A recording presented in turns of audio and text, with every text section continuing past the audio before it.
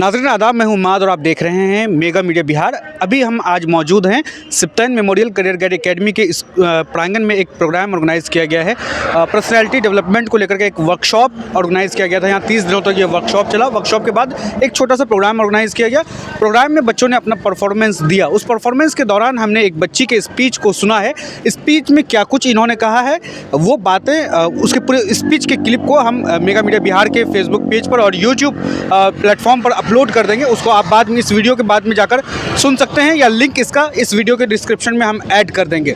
हमारे साथ जो बच्ची है, उस स्पीच में उन्होंने क्या बातें कही, क्योंकि वो पूरा स्पीच इंग्लिश में था और हमारे इलाके में, क्योंकि ये बहुत ज़्यादा अभी ये इलाका, यहाँ पे लोग पढ़े लिखे नहीं हैं, बहुत कम लोग ही उस तरह से इंग्लिश को शायद समझ पाएँ। तो हम चाहते हैं कि वो जो बातें इन्होंने कही हैं अपने स्पीच के दौरान, वो बातें आम लोगों तक पहुँच सके, आम गार्जियन तक पहुँच सके, क्योंकि अब पढ़ाने लिखाने का जो ट्रेंड है वो शहरों के अलावा गाँवों में भी शुरू हो चुका है। हमारे साथ आयशा आफ्ताब हैं, सिप्ताइन मेमोरियल करियर गाइड एकेडमी के 9वीं क्लास की छात्रा हैं। स्पीच, वालेकुम अस्सलाम। स्पीच बहुत ज़बरदस्त था, शुक्रिया। कहाँ से ये आइडिया आया कि इस टॉपिक पे स्पीच करना चाहिए?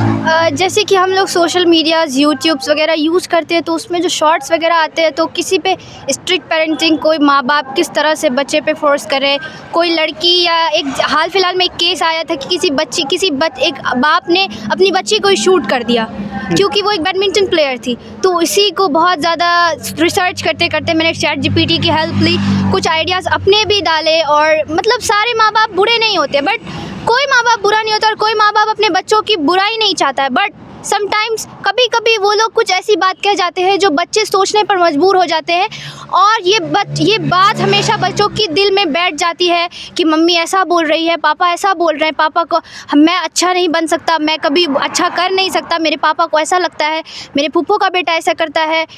मैंने कंपैरिजन किया जाता है और उन्हें दोषी ठहराया जाता है। अगर वो बच्चा सच बोल रहा है, गलती एक्सेप्ट कर रहा है कि हाँ मम्मी मैंने ये गलती की, हाँ पापा मैंने ये गलती की, तो उस बात पे उस बच्चे को ये नहीं किया जाता है कि हाँ चलो बेटा तुमने सच बोला है, आज के बाद से ऐसा मत करना। उस बच्चे को मारा जाता है, उस बच्चे को डांटा जाता है कि तुमने ऐसा क्यों किया। इसीलिए वो बच्चा सोचता है कि मैंने सच बोला, मुझे मार पड़ी, तो मैं झूठ बोलूँगा। वो झूठ बोलना सीख जाता है कि अब मैं झूठ बोलूँगा तो मेरे माँ बाप को पता नहीं चलेगा, मैं बच जाऊँगा।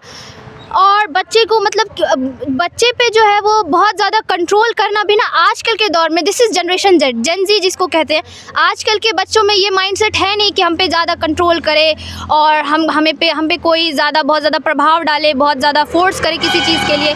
कोई बच्चा इंजीनियर बनना चाहता है, उसके पेरेंट्स उसको फोर्स करते हैं कि तुम डॉक्टर बनो, नहीं हमारे फैमिली में डॉक्टर है, सब डॉक्टर है तो तुमको भी डॉक्टर बनना पड़ेगा। कोई बच्चा आर्ट्स लेना चाहता है तो उसको साइंस स्ट्रीम में ज़बरदस्ती डाल दिया जाता है कि आर्ट्स वाले तो कुछ कर नहीं सकते हैं।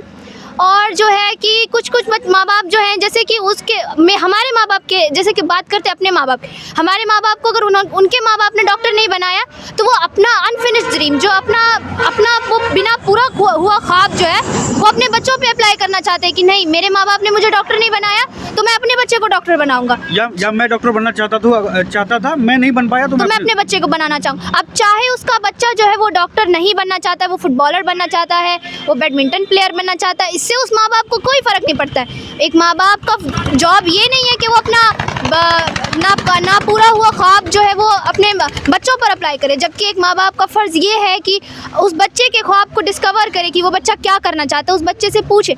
एक लड़की जो है वो बड़ी होती है, उसको सुनना, वो अगर बोलना चाहती है तो उसे बदतमीज़ बोल दिया जाता है, और उसे ये सिखाया जाता है कि तुम लड़की हो और अच्छी लड़कियाँ तो बोलती नहीं है। तो वो जो है कि वो आवाज़ नहीं निकलती। जो अभी आपने स्टेज पे किया था वो एग्जैक्ट करके बताइए ज़रा कि कैसे सोसाइटी में तुम अच्छी लड़की हो, तुम्हें आवाज़ नहीं निकालना चाहिए, अच्छी लड़कियाँ बोलती नहीं है। सो वो जो है वो मतलब वो बोलना छोड़ देती है, वो साइलेंस हो जाती है, वो शांत हो जाती है, वो अपनी स्ट्रेंथ को ताकत नहीं बनाती है, वो अपने करने को ताकत नहीं बनाती है, वो शांति को ताकत बना लेती है। एक लड़का जो है हमारे सोसाइटी में सदियों से चलता आ रहा है कि मर्दों को रोना नहीं आता है। क्यों? ये कहाँ का रिवाज है? रोना नहीं चाहिए। हाँ, मर्द रोते नहीं है, अपनी औरत मत बनो, अपनी कमज़ोरियाँ किसी को मत बताओ, ये कहाँ का रिवाज है? इसीलिए मैंने इस पे सोचा कि इस पे लिखा जाए।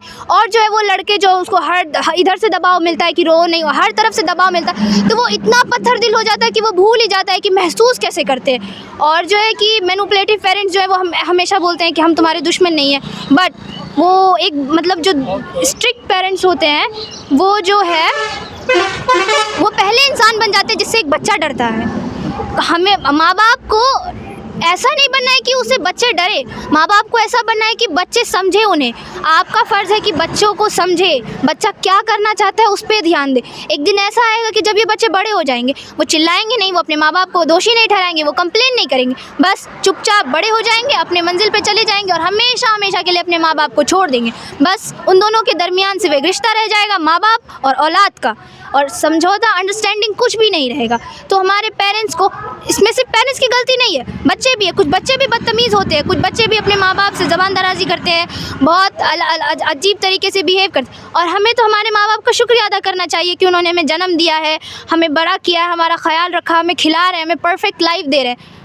फिर भी हम ग्रेटफुल भी हैं, बट समटाइम्स माँ बाप को भी ध्यान देना चाहिए। एक जो आपकी बातें थी उस दौरान, अपने स्पीच के दौरान में कहा था कि अगर ये सारी चीज़ें अगर नहीं भी हो तो इमोशनल ब्लैकमेल किया जाता है, ऐसा कुछ? हाँ, कि तुम मेरे बेटे हो, मतलब इमोशनल ब्लैकमेल ऐसे किया जाता है कि तुम मेरे बच्चे हो, तुम नहीं करोगे तो कौन करेगा, तो तुम्हारे अलावा मेरा सहारा है कौन। आपको ये कहना चाहिए कि तुम ही तो हो, तुम्हें जो करना है तुम करो, हम तुम्हारे साथ हैं। उसे फोर्स नहीं करना है कि नहीं तुम्हें डॉक्टर बनना पड़ेगा, तुम्हें इंजीनियर बनना पड़ेगा। आपका जो बच्चा करना चाहता है उस चीज़ पे ध्यान दीजिए कि वो क्या करना चाहता है, और उस बच्चे को सपोर्ट कीजिए। लोग क्या कहते हैं उस पर ध्यान नहीं दीजिए आपको। और फिर सबसे बड़ी बात कि एक लड़की और एक लड़के को ये कहा जाता है कि तुम ऐसा करोगे तो 4 लोग क्या कहेंगे, सोसाइटी में हमारी इज्जत है, ऐसा करोगे वैसा करोगे हमारी नाक कट जाएगी। सोसाइटी वाले, अगर जब आपको आगे चल के कुछ होगा तो सोसाइटी वाले थोड़ी ना आपको ध्यान देने आएंगे, आपके बच्चे ही पहले आपको ध्यान देंगे। और अगर बच्चे को कुछ होगा तो आप बच्चे के दोस्त, बच्चे सोसाइटी वाले ख्याल नहीं करेंगे, आपके पेरेंट्स ही आपको सबसे पहले। तो अंडरस्टैंडिंग जो है वो दोनों के बीच में होना चाहिए, माँ बाप के बीच में भी और बच्चे के अंदर में भी बराबर को होना चाहिए।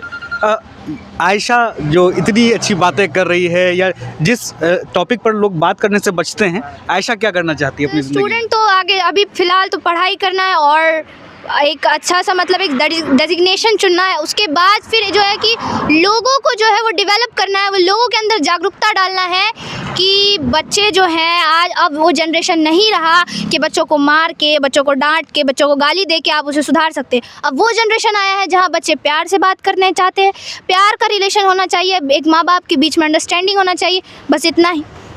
चलिए, बहुत शुक्रिया।